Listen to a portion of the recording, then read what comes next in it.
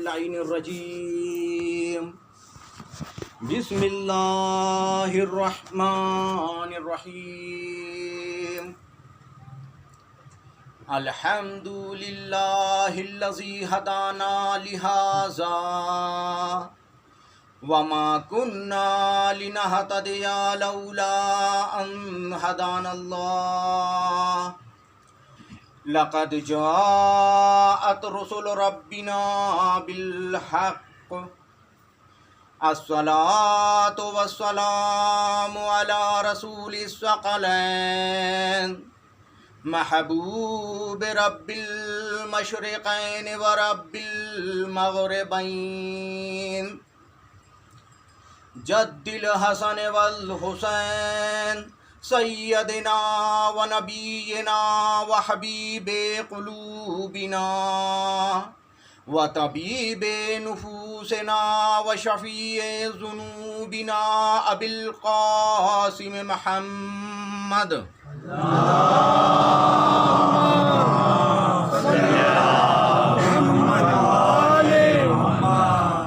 وعلى أهل بيته الطيبين الطاهرين المعصومين المظلومين ولعنة الله على أعدائهم أجمعين أما بعد فقد قال الله تبارك وتعالى في كتاب مبين وفرقانه الحميد بسم اللہ الرحمن الرحیم واذکر فی الکتاب ابراہیم انہ کان صدیقا نبیا صدق اللہ العلی العظیم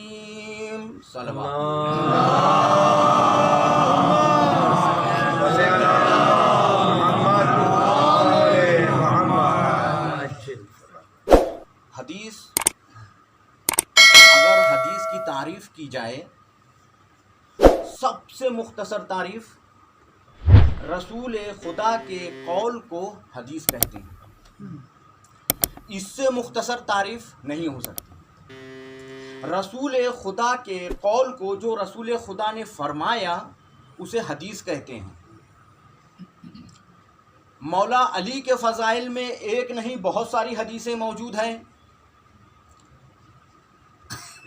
زینوا مجالسکم بذکر علی ابن ابی طالب، اپنی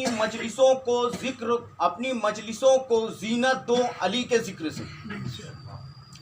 ذکر علی عبادہ و افضل العبادہ، علی کا ذکر عبادت ہے، و افضل العبادہ اور تمام عبادتوں میں سب سے افضل ہے۔ شیعہ سنی کا کوئی اختلاف نہیں ہے، دونوں کتاب شیعہ اور سنی دونوں طرف کی کتابوں میں حدیث معتبر ہے۔ حب علی عبادہ و افضل العبادہ، علی سے محبت عبادت ہے، و افضل العبادہ اور تمام عبادتوں میں سب سے افضل ہے۔ علی کا ذکر عبادت، علی کی محبت عبادت اور اپنی مجلسوں کو زینت دو علی کے ذکر سے۔ مسلمان کا ایک طبقہ ہے جو یہ کہتا ہے یہ ہے تو حدیث، کیا اس حدیث کے راوی نے یہ ہو سکتا ہے کہ رسول خدا کو تقریباً 1.25 لاکھ صحابی تھے، مگر صرف جو مولا علی ہیں ان کے لیے ہی یہ کیوں کہا گیا کہ علی کا ذکر عبادت ہے، علی کی محبت عبادت ہے؟ 1.25 لاکھ صحابہ موجود ہیں، کسی اور صحابی کے لیے یہ کیوں نہیں کہا گیا؟ کیا یہ ہو سکتا ہے؟ تمام مسلمان نہیں، صرف مسلمان کا ایک طبقہ جو یہ کہتے ہیں کیا یہ ہو سکتا ہے کہ یہ حدیث بیان کرنے والے راوی نے اپنی عقل سے یہ حدیث بیان کر دی ہو، نعوذ باللہ من ذالک، اور نسبت رسول خدا کی طرف دے دی ہو کہ رسول خدا نے یہ فرمایا کہ علی کا ذکر عبادت ہے؟ کیا یہ ہو سکتا ہے؟ اور اگر یہ حق ہے کہ علی کا ذکر عبادت ہے تو اسے قرآن سے بتاؤ، کیونکہ کچھ لوگوں کی عادت ہوتی ہے کہ قرآن سے ہر چیز تلاشتے ہیں۔ میرا دعویٰ ہے کہ اگر قرآن سے ثابت کر بھی دیا جائے تو مسلمانوں کے درمیان اگر مگر لیکن ویکن ایسا ویسا کی گنجائش باقی رہے گی، کیونکہ ان کے دلوں میں بغض علی ہے۔ اسی لیے اس سوال کو پیدا کیا جا رہا ہے۔ نعرہ سلوات!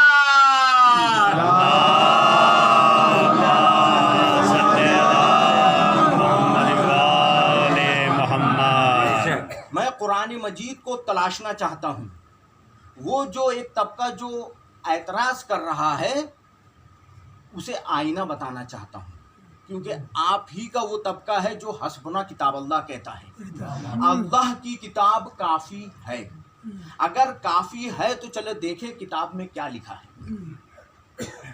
وَاذْكُرْ فِي الْكِتَابِ ابراہیم، میں نے اپنے خطبے میں بھی اس آیت کی تلاوت کی۔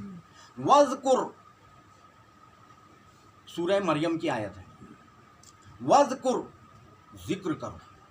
خدا کہہ رہا ہے اپنے حبیب سے، خدا کہہ رہا ہے رسول سے، وَاذْكُرْ ذکر کرو، فِي الْكِتَابِ کتاب میں، ابراہیم ابراہیم کا۔ خدا کہہ رہا ہے اے میرے حبیب ابراہیم کا ذکر کرو۔ اور یہ جو وَاذْكُرْ ہے یہ خدا نے امر کے صیغے میں گفتگو کی ہے۔ امر کا صیغہ اسے کہتے ہیں کہ یہ جو صیغہ ہے اس میں تسلسل پایا جاتا ہے، یہ منقطع نہیں ہوتا۔ اس کا جو حکم ہوتا ہے وہ قیامت تک کے لیے ہوتا ہے، یہ بیچ میں منقطع نہیں ہوتا، ٹوٹتا نہیں، بریک نہیں ہوتا، بلکہ جب خدا نے کہہ دیا کہ اے رسول ابراہیم کا ذکر کرو، وَاذْكُرْ ذکر کرو ابراہیم کا، امر کے صیغے میں گفتگو کیا ہے، حکم دیا ہے، اب یہ قیامت تک چلے گا۔ مثال دے دوں دوسری آیت سے تاکہ بات سمجھ میں آ جائے۔ ایک اور آیت جو خدا نے حکم دیا، وَلِلَّهِ عَلَى النَّاسِ حِجُّ الْبَيْتِ مَنِ اسْتَطَاعَ، وَلِلَّهِ اللہ کے لیے، حِجُّ الْبَيْتِ بیت کا حج کرو، خانہ کعبہ کا حج کرو، حِجُّ الْبَيْتِ مَنِ اسْتَطَاعَ، اگر تم استطاعت رکھتے ہو، اگر تم قدرت رکھتے ہو۔ اب اگر تم استطاعت رکھتے ہو، تم قدرت رکھتے ہو تو خانہ کعبہ کا حج کرو۔ خدا نے حکم دیا، رسول خدا نے حج کیا، رسول خدا کے بعد صحابہ نے حج کیا، اس کے بعد جو امتی آئے انہوں نے حج کیا۔ کیا یہ حج ایک دو بار کرنے سے رک گیا؟ نہیں، 1400 سال ہو گئے حج ہو رہا ہے، آج بھی ہو رہا ہے، اور قیامت تک جب تک مسلمان زندہ رہے گا حج ہوتا رہے گا، کیونکہ خدا نے حکم ہی ایسا دیا ہے کہ حج کرو۔ بس حج میں ثواب ہے، ہاں حج میں ثواب ہے کیونکہ خدا نے حکم دیا ہے۔ حج واجب ہے، ہاں حج واجب ہے۔ حج میں عبادت ہے، ہاں حج عبادت ہے۔ کیوں؟ خدا نے کہا ہے۔ بس اسی طریقے سے خدا امر کے صیغے میں گفتگو کر رہا ہے، وَاذْكُرْ ذکر کرو، ابراہیم کا ذکر کرو۔ ابراہیم کا ذکر ثواب ہے، ابراہیم کا ذکر واجب ہے، ابراہیم کا ذکر عبادت ہے، کیونکہ خدا نے امر کے صیغے میں گفتگو کی ہے۔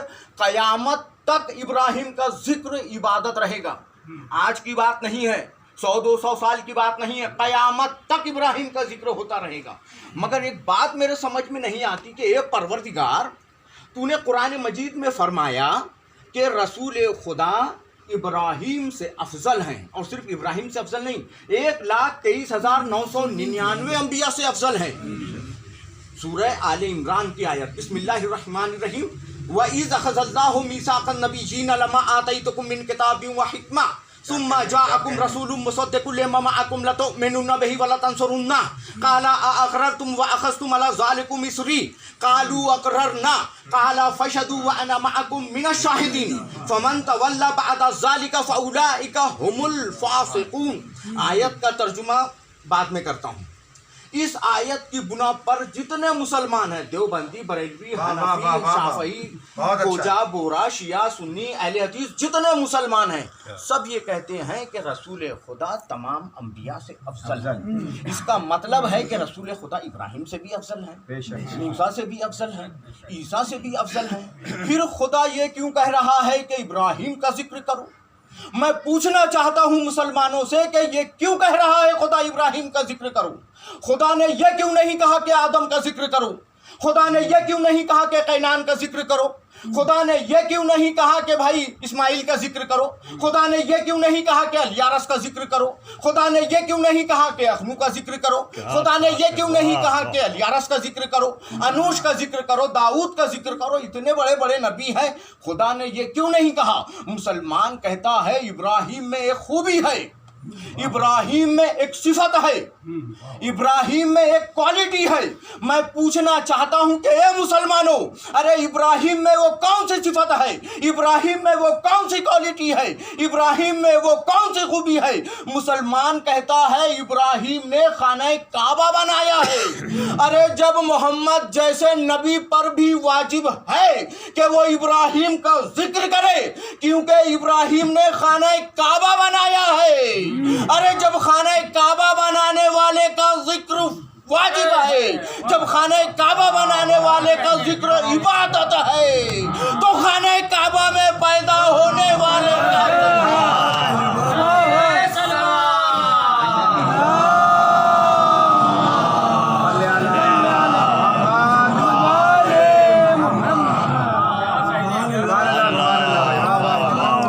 اس میں کسی کو اختلاف نہیں ہے کہ ابراہیم کا ذکر عبادت ہے. ابراہیم نے خانہ کعبہ بنایا ہے تو خانہ کعبہ میں پیدا ہونے والے کا بھی ذکر عبادت ہے.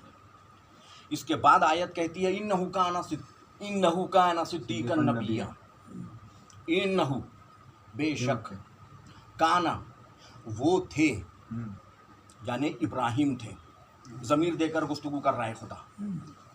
صدیقاً، صدیق، سچے، نبی، نبی، بے شک ابراہیم سچے نبی تھے. اس آیت نے واضح طور پہ بتا دیا کہ ابراہیم صدیق ہیں. ابراہیم صدیق ہیں. ہم مولا علی کو صدیق اکبر کہتے ہیں. اس پر بھی مسلمان اعتراض کرتا ہے کہ اگر ابراہیم صدیق ہیں تو پھر مولا علی صدیق اکبر کیسے؟ سب سے پہلی دلیل تو یہ کہ ہماری کتابوں کو تو جانے دیجئے، آپ کی کتابوں میں موجود ہے کہ رسول خدا نے فرمایا کہ ابو بکر، مسلمانوں کی کتابوں میں موجود ہے کہ رسول خدا نے فرمایا کہ مولا علی صدیق اکبر ہیں. سب سے پہلی کتاب تاریخ طبری، لکھنے والے محمد بن جریر الطبری، جلد نمبر 2 اور صفحہ نمبر 59، جس میں وہ ایک روایت نقل کرتے ہیں. اس میں فرماتے ہیں کہ رسول خدا نے فرمایا کہ مولا علی صدیق اکبر ہیں، فاروق اعظم ہیں اور یعصوب المومنین ہیں. دوسری کتاب علامہ ابن حجر اسقلانی، انہوں نے ایک کتاب لکھی الصحابہ، اس میں بھی موجود ہے کہ مولا علی صدیق اکبر ہیں. علامہ ابن حجر اسقلانی کون؟ مسلمانوں کے درمیان یہ ایک بہت بڑا نام ہے. صحیح بخاری شریف قرآن مجید کے بعد ان کی سب سے معتبر کتاب ہے. اس صحیح بخاری شریف کی آج تک 84 شرح لکھی جا چکی ہے، 84 شرح. سب سے پہلی شرح جس نے لکھی ہے وہ علامہ ابن حجر اسقلانی ہے. چاند پر بہت لوگ گئے مگر جو سب سے پہلے گیا دنیا اسے جانتی ہے. ماؤنٹ ایوریسٹ پر بہت سارے لوگ گئے مگر دنیا اسے جانتی ہے جو سب سے پہلے گیا. اسی طریقے سے 84 شرح لکھی جا چکی ہے مگر جس نے پہلی شرح لکھی مسلمان اسے آج بھی جانتا ہے، علامہ ابن حجر عسقلانی الصحابہ۔ تیسری کتاب امام نسائی، یہ جو ان کی 6 کتابیں ہیں صحائح ستہ کی، ان کے امام ہیں امام نسائی۔ انہوں نے کتاب لکھی سنن نسائی شریف، جو کہ مسلمانوں کی صحائح ستہ میں سے ایک کتاب ہے۔ امام نسائی نے امیر المومنین پر ایک کتاب لکھی جس کا نام ہے خصائص امیر المومنین۔ اس کتاب میں بھی موجود ہے کہ مولا علی صدیق اکبر ہیں۔ جو شیعہ کتاب ہیں ان کو تو جانے دیجیے، آپ ان کا اعتبار نہیں کریں گے۔ آپ کی کتابوں کا علم اگر آپ کو نہیں ہے تو اس کے لیے ہم قصوروار نہیں ہیں۔ آپ کے عالموں نے امت کو کچھ بتایا نہیں۔ مولا علی صدیق اکبر ہیں۔ سوال ابھی بھی قائم ہے کہ ابراہیم صدیق مولا علی صدیق اکبر کیسے؟ ابراہیم صدیق کیسے؟ پہلے اسے سمجھا جائے۔ اگر ابراہیم کا صدیق ہونا سمجھ میں آئے گا تو مولا علی کا صدیق اکبر ہونا سمجھ میں آ جائے گا۔ 1,23,999 انبیاء کی تاریخ کو کھنگاریے۔ خدا نے کسی بھی نبی کو یہ شرف نہیں دیا کہ کوئی نبی بتوں کو اپنے ہاتھوں سے توڑے۔ خدا نے صرف ابراہیم کو یہ شرف دیا کہ وہ اپنے ہاتھوں سے بتوں کو توڑے۔ جب ابراہیم نے اپنے ہاتھوں سے بتوں کو توڑا، خدا کہتا ہے اے جبرائیل آیت لے جاؤ، انہو کان صدیقا نبیّا، ابراہیم صدیق ہیں۔ مسلمان کا سوال ابھی بھی قائم ہے۔ دیکھیں، سوال کا پیدا ہونا عیب نہیں ہے، جواب کا نہ ہونا عیب ہے۔ سوال قائم ہے ابھی بھی۔ نعرہ سلوات،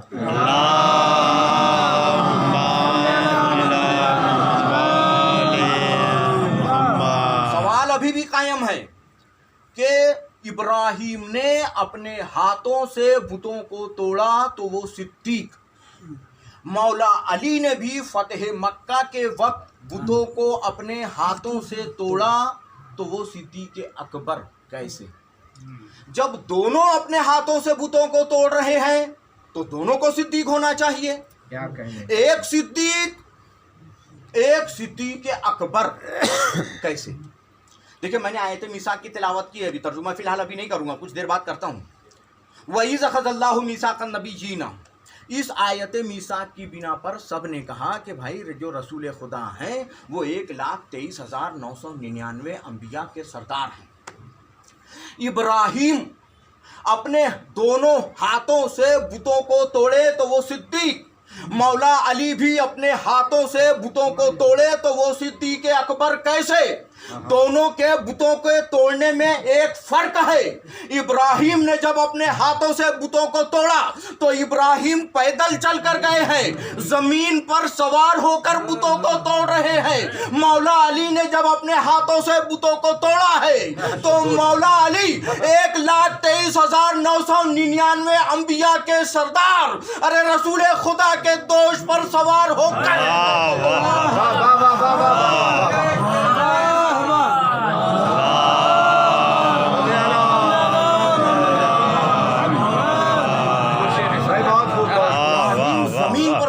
کر توڑ رہے ہیں۔ مولا علی 1,23,999 انبیاء کے جو سردار ہیں ان کے دوش پر سوار ہو کر بتوں کو توڑ رہے ہیں۔